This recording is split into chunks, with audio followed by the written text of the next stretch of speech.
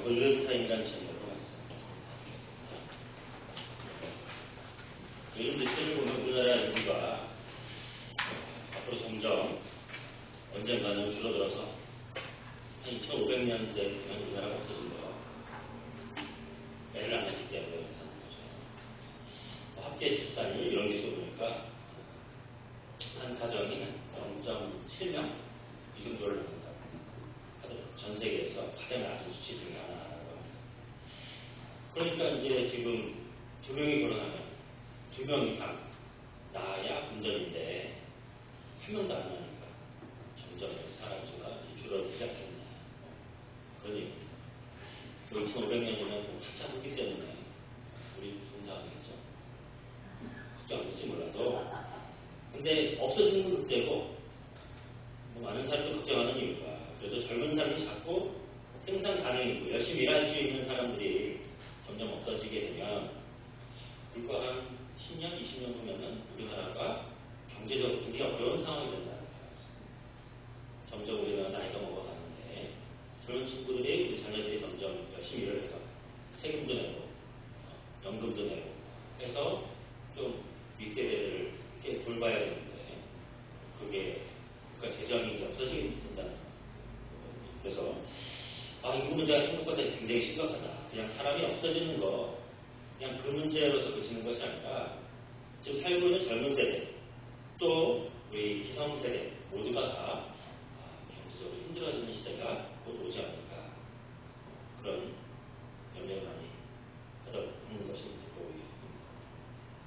근데 그러던 중에 한 분이 그런 얘기를 하십니다. 제가 강의 들었었는데 지금 점점 사람들이 줄어들고 있는데 대체로 1980년대생들이 일반적으로 60만 명대 한 또래가. 근데 그게 1990년대, 91년부터 95년생까지가 그래도 75만 명 정도 한 또래. 그러니까 그 좋은 세대보다 한 10% 정도 더 많은 거죠. 그래서 이제 그 친구들이 이제 30대가 되기 시작하면서 90년대 초반, 91년생부터 95년생 이 친구들이 이제 결혼할 정년기가 되는데 그러니까 그 전 또래보다 나이가 좀 많잖아요. 이 사람들이 결혼을 지금 빨리 해가지고 이 친구들이 애를 좀 많이 낳아주면 그나마 조금 숨통이 트이는 이것이 우리나라의 인구의 감소를 많이 막을 수 있는 마지막 골든타임이 아닐까 이런 얘기를 해요. 나라를 살리기 위해서 그렇게 애를 낳아야 된다는 게 좀 이상하긴 하지만 뭐 인격적 입장에서는 뭐 그렇게 보낼 수밖에 없는 거예요. 마지막 골든타임. 그래서 우리도 90년대 초반생 좀 자녀들이 있으시면 빨리 결혼해서 애를 낳을 수 있도록 유명해야 되겠는데 별로 없습니다. 한국사람 자녀분들이 그런 나이에 된 것 같고 나라 사랑하고 빨리 결혼해서 애를 빨리 낳았으면 좋겠습니다. 골든타임이라는 말은 마지막 기회라는 거예요. 마지막 기회. 이게 의료 용어라고 하더라고요. 한 응급실에 외상 환자가 무슨 교통사고를 하든지 긴급한 무슨 사고를 당한 사람이 응급실에 와서 뭐 30분에서 40분 사이에 사람을 살릴 수 있는 마지막 시간, 그 시간을 골든타임이라 이렇게 칭한다는 거예요. 응급 환자가 오게 되면 이 사람을 다른 모든 사람들, 전문적인 의료 지식이 있는 사람들이 다 힘을 모아서 그 시간 안에 해야 되는 일이 있다는 거예요. 그래야 이 환자를 살린다는 겁니다. 긴급하게 평상시처럼 자, 깊게 계세요. 앞에 사람 주셨으니까 진료하고 상담하고 적정한 약처방 하는 것이 아니라 그때 시간이 급해요. 그 시간 안에 이 친구들한테 뭔가 약을 쓰든지 심폐소생술을 하든지 상태에 맞춰가지고 뭐 피를 긴급하게 수혈을 하든지 그 일을 하지 않으면 환자가 죽는 시간, 골든타임이라고 하는 것입니다. 이 골든타임에는요, 느긋하게 예전과 같이 커피 한잔 하면서 여유를 부릴 수 있는 시간이 너무 많은 골든타임. 제가 사실 요즘 청년부에서도 그렇고 말씀 좀 나눴다 보면 좀 하나님께서 우리에게 주시는 화평과 사랑과 은혜와 감사 이런 내용을 좀 나누고 싶었는데 제가 말씀을 나누다 보니까 자꾸 이렇게 희망적인 얘기보다는 자꾸 이렇게 꾸짖는 얘기 자꾸 하게 되는 거예요.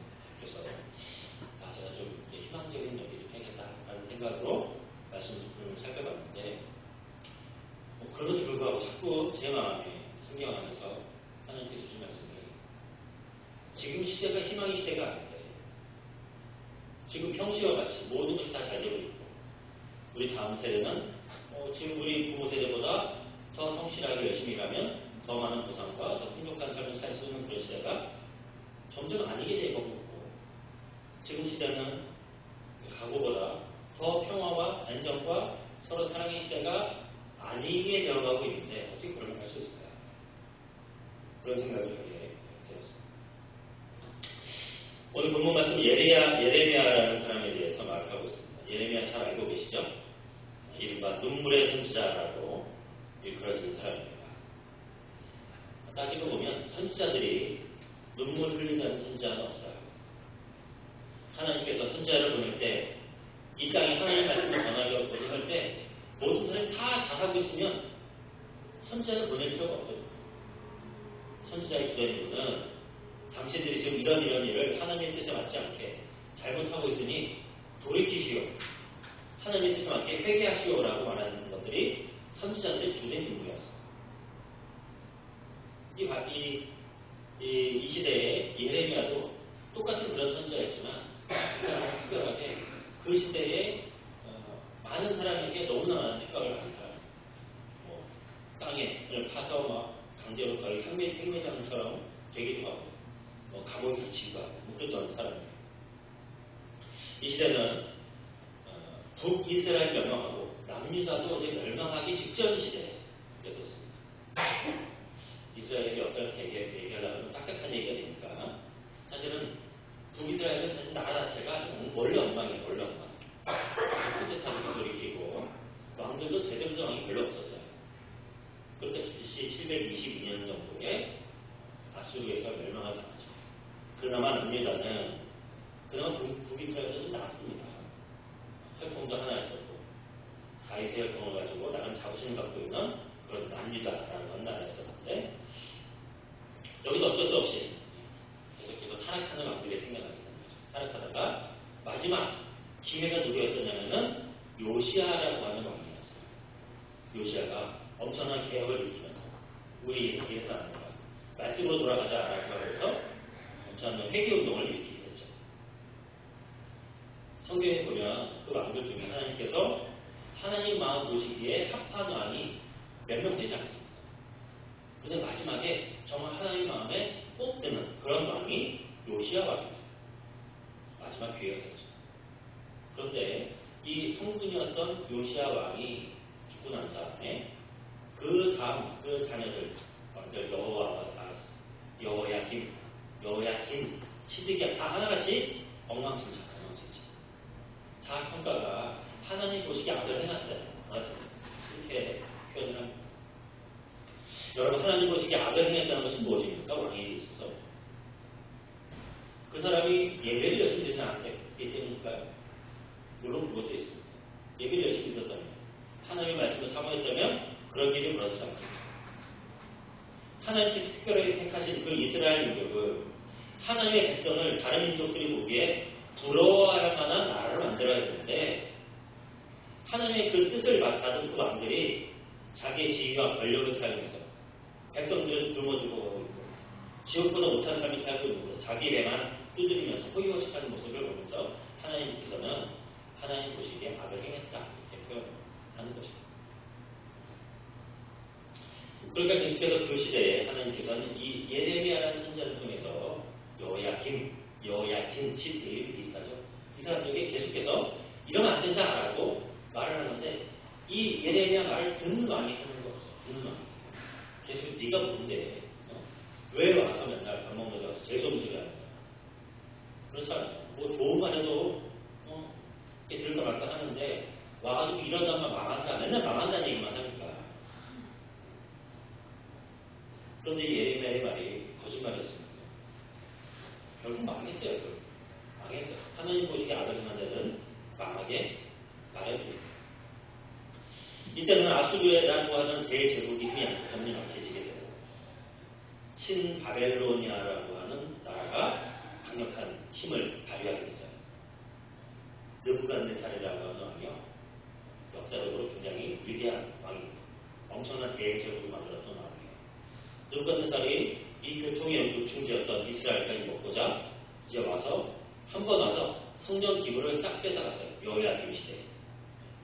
그런 다음에 또 다시 이제 호시탐탐 노리고 있는 상황에서 예레미야는 이 당시 왕이었던 시디에한테 지금 하나님께서 정말 지금 우리가 지금 이런 상황에서 그냥 살려고 이집트, 애굽한테 손 벌리고 아람한테 손 벌리고 그럴 때가 아니다.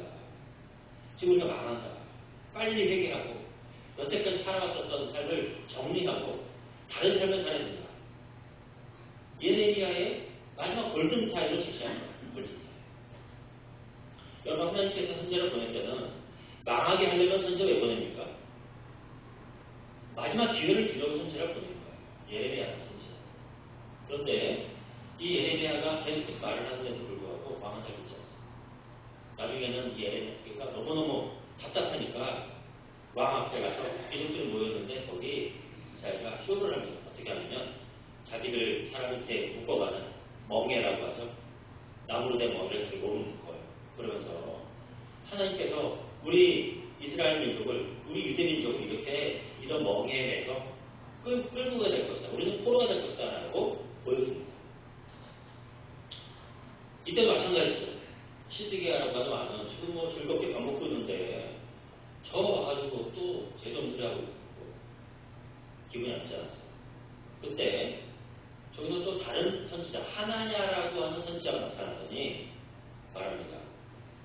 야, 이 예레미야는 거짓 선지자야. 내가 말씀받았는데 하나님께서 그게 아니라 우리가 절대로 망하자. 우리가 선택받은 민족이 우리가 왜 망하냐. 그리고 몇 년 전에 뺏겼던 성전 기물도 하나님께서 다시 돌려줄 것이다. 2년 안에 돌려준다. 말씀받았다. 우리가 지금처럼 그냥 가만히 있으면 이런 모든 어려움이 다 해결되고 평화시기 올 것이다. 라고 얘기해요. 여러분 어떤 말이 듣기 좋겠습니까? 어떤 사람이 희망을 얘기해요. 가만히 있으면 된다. 여태까지 해왔던 것처럼 그렇게 하고 있으면 하나님께서 우리를 보호해 주셔서 가장 좋은 것으로 다 회복시켜 줄 것이다. 이렇게 말하는 선지자가 있고 한 명 맨날 와가지고 지금 우리가 망하게 됐다. 죽게 됐다. 똑바로 살아라. 맨날 이런 소리만 하는 거예요. 원래 왕은 저 간신을 좋아하게 마련해요. 춤추는 싫어요. 춤추는. 이빠른 소리 하는 사람 싫습니다. 시드기야도 그러죠. 저 예레미야 저거 좀 치워버려. 그러고 나서 이 하나냐라고 하는 사람이 빛의 동물이어가지고 이 예레미야가 가졌었던 그 나무로 된 멍에를 꺾어버려요. 하나님께서 우리를 이렇게 멍에를 꺾어버리시고 우리에게 승리를 주실 것이다 라고 말하니까 사람들이 오! 하늘로 박수를 치는 상황이에요. 사람들이 듣고 싶어하는 말이에요. 듣고 싶어하는 말은 그것이었지만 하나님의 말씀은 그것이 아니었잖아요. 그렇게 예레미야가 그 자리에 상징해가지고 왕궁을 나옵니다. 자기 집으로 갈 때 하나님께서 말씀하신다는 거예요. 이게 뭔 말씀입니까? 하나님께서 예레미야야 너가 지금 거기서 내 말을 전하다가 창피당하고 숨어다녔지만 너가 날 너의 말이야. 저 하나님가 너의 나무 멍에를 꺾어버렸지만 저 이스라엘 민족, 저 시드기야 왕은 쇠 멍에에 매어서 끌려가게 될 것이다. 결국 회개하지 않았습니다. 왕도 회개하지 않고 유대를 책임지고 있었던 제사장들도 회개하지 않았습니다. 돌이키지 않았어요. 결과적으로 예레미야 시대에 이 시드기야는 느부갓네살 앞에 끌려가서 그 눈 보는 앞에서 자기 아들들을 다 사형당하는 것을 보게 돼요. 다 보게 돼요. 보자마자 시드기야의 두 눈을 뽑아버려요. 그리고 쇠 경과에 의해서 멍에 의해서 바벨론으로 끌려갑니다. 그 왕이. 그리고 죽을 때까지 거기서 감옥에 살다 죽어요. 시드기야라고 하는 왕. 이 시드기야라고 하는 왕이 끌려가면서 무슨 생각이 있을까요? 그때 내가 힘이 있을 때는 하나냐라고 하는 내 귀에 아주 달콤한 말을 들어줬던 희망의 말을 썼던 그 하나냐가 나는 저 사람이 좋았는데 알고 보니까 그놈이 거짓 선지였구나. 그놈 말이 들었던 내가 잘못했구나라는 것을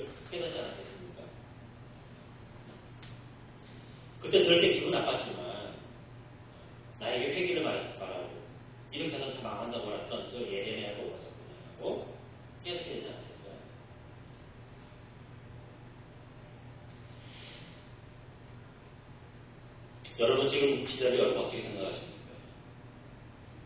제가 주일날 한국 교회사를 공부하고 있으면서 계속해서 공부하고 하면 할수록 안타까움이 많죠. 한국 교회가 부흥할 때 우리 믿음의 선배들이 정말 정직하고 깨끗하고 기독교인은 이런 사람이라는 것을 많은 사람에게 삶으로 보여주고 실천했기 때문에 많은 사람들이, 한국 사람들이 오랫동안 수백 년, 수천 년 동안 불교와 유교, 무속시장에 갇혀있던 사람들이 기독교를 존경하게 되고 나도 언젠가 존경하게 되면 기독교를 믿어야지. 이런 마음을 갖게 된 거예요. 그러면서 천국분들 아래 이렇게 교회가 엄청난 부흥을 맞이하게 된다. 우리 믿음의 선배들이 말씀대로 살려고 하고 그 뜻대로 살면서 십자가를 포기하지 않았던 것이 씨앗이 되어서 지금의 열매가 된 것이죠. 다른 부분 그렇습니다. 저도 부족하지만 우리가 정말 믿음의 선배들처럼 우리가 존경했었던 그 민족 소자였던 기독교인들처럼 그렇게 우리도 하늘의 미랄이 되어 땅에 묻히고 있고 씨앗을 뿌리고 있는 거예요. 우리는 그냥 오랫동안 겪었었던 부흥의 열매를 거쳤던 것처럼 그래 우리가 가만히 있으면 그냥 그렇게 부흥이 올 것처럼 생각하고 있는 것은 아닙니다. 생각해 보았습니다. 여러분 지금 우리 한국교회, 한국 기독교가 평화의 시기입니까? 위기의 시기입니까? 사람이 건강할 때는요 그냥 괜찮습니다. 기름진 거 먹어도 괜찮고 단 거 좀 먹어도 괜찮고 뭐 아이스크림 같은 거 막 먹어도 뭐 괜찮아요. 운동 잘 많이 안 해도 괜찮습니다. 뭐 폭식을 하거나 밤에 야식을 먹거나 괜찮아요. 근데 여러분 그렇게 막 먹습니까 지금? 그렇게 드시는데 저는 그렇게 못 먹습니다. 언젠가부터 몸이 점점 안 좋아지는 걸 느끼니까 하나 먹을 때도 이게 몸에 좋은 건지 안 좋은 건지 조금 가리게 돼요. 다음에 밥 먹고 나서 무슨 과일 하나 먹고 싶어도 이게 너무 단데 두 조각 먹고 한 조각 먹게 돼 있어요. 건강할 때는 교회가 건강해서 튼튼하고 힘이 있고 한참 성장할 때는 우리가 조금 잘못한 것이 있고 조금 부작용이 있어도 큰 문제가 되지 않지만 좀 교회가 좀 힘들어지고 있잖아요. 힘들어지고 있잖아요. 다시 몸을 건강하게 하기 위해서는 우리가 더 조심해야 됩니다. 더 조심해요. 건강한 몸을 만들기 위해서 더 우리가 정신을 똑바로 차리고 살아야 된다는 안 그러면 심각한 상황이 옵니다. 몸에 이상이 오면 음식 조절하고 약도 먹어야 되고 저는 조금 사람들과 함께 어울려서 먹던 음식들도 조절하고 적절한 운동도 해줘야 됩니다. 그래서 여러분의 인식은 어떨지 모르겠지만 제가 한국교회를 보고 역사를 보면서 한국교회는 지금 심각한 위기를 맞이하고 있습니다. 사실 한국교회가 위기라고 하는 것은요 제가 신학교 다닐 때부터 그랬어요. 20년 넘었습니다. 계속해서 위기예요. 근데 달라지는 건 별로 없는 것 같아요. 달라집니다. 제가 함부로 비난하는 것은 아닙니다. 그거 제 문제이기 때문에 그래요. 우리 교단에서도요 여러 가지 갱신을 하기 위한 노력을 해왔어요. 때로는 총회에서도 이런저런 문제들이 교회가 예전과 달리 힘이 세지다 보니까 뭐 교회를 막 자식이 막 물려주기도 하고 그러니까 교단에서는 이런 건 법으로 금지하자라고 하고 새롭게 갱신하려고 하는 시도도 했었습니다. 구체적인 얘기를 하긴 어렵지만 하지만 그 문제가 지금 우리 교단 자랑스러운 통합교단에서 무력화되고 있죠. 올 가을 총회도 그 문제가 있었던 교회에서 한다고 합니다. 지금 골든타임, 심폐소생술을 해도 부족한 판에 줄어드는 피를 수혈을 해도 모자란 판에 오히려 더 상처를 내고 있는 것은 아닙니다. 안타까운 부분입니다. 이 상황에 우리 한국교회에 희망이 있을까? 저는 정말 안타까운 마음, 절절한 마음으로 기도할 수밖에 없어요. 제가 얼마 전에 한번 말씀을 나눌 때 우리 한국교회가 좀 깨어나야 되지 않을까 뭐 이런 말씀을 나눴습니다. 저는 기억이 안 나시겠지만 역사적으로 항상 교회가 부흥할 때 하기 전에는 부흥운동 전에는 항상 회개운동이 있었다는 거예요. 회개운동. 회개운동 전에는 각성운동이 있었어요. 우리가 정말 잘 못하고 있구나라고 깨달아야 회개하는 거 아닙니까? 잘하고 있는데 회개를 합니까? 예레미야처럼 선지자나 그렇습니다. 벽에 잡을 때도 이해하지 않는데 사람들은 여태까지 우리가 위기를 많이 겪었는데 위기를 우리가 달겨냈어 라고 말하면서 이번에 위기라고 하지만 이번 위기도 그냥 지나갈 거야 이렇게 생각해 주지만 이거 다 한 해냐라고 하는 거짓 선지의 말일 가능성이 커요. 여러분 과거의 위기를 우리가 어떻게 이겨냈습니까? 위기라고 생각하니까 모든 사람이 허리띠를 졸라매고 IMF 때 소비를 줄이고 막 근무를 하면서 그렇게 하니까 힘들게 위기를 겪어내고 있게 되는 거 아니에요. 위기를 위기라고 인식을 해야만 거기에 따른 대응이 나오는 거. 자, 그럼 우리는 뭐 어떻게 해야 되겠습니까? 우리가 뭐 나가서 피켓을 한다는 것이 아니에요. 말씀드린 것처럼 과거에 교회가 힘이 있고 성장 가도에 있을 때는 그때는 우리가 조금 뭐 잘못한 것이 있어도 큰 문제가 되지 않지만 지금 상황은 그렇지 않잖아요. 건강한 몸을 만들기 위해서 우리는 더욱더 복음의 삶을 살아야 합니다. 교회가 교회되는 것은 변하지 않는 진리, 영원한 복음의 진리, 성경의 진리대로 사는 사람들이 있어야만 교회가 교회되는 거 아니겠습니까? 지금 우리는 엄청난 그 과제와 숙제, 십자가를 지고 있는 거예요.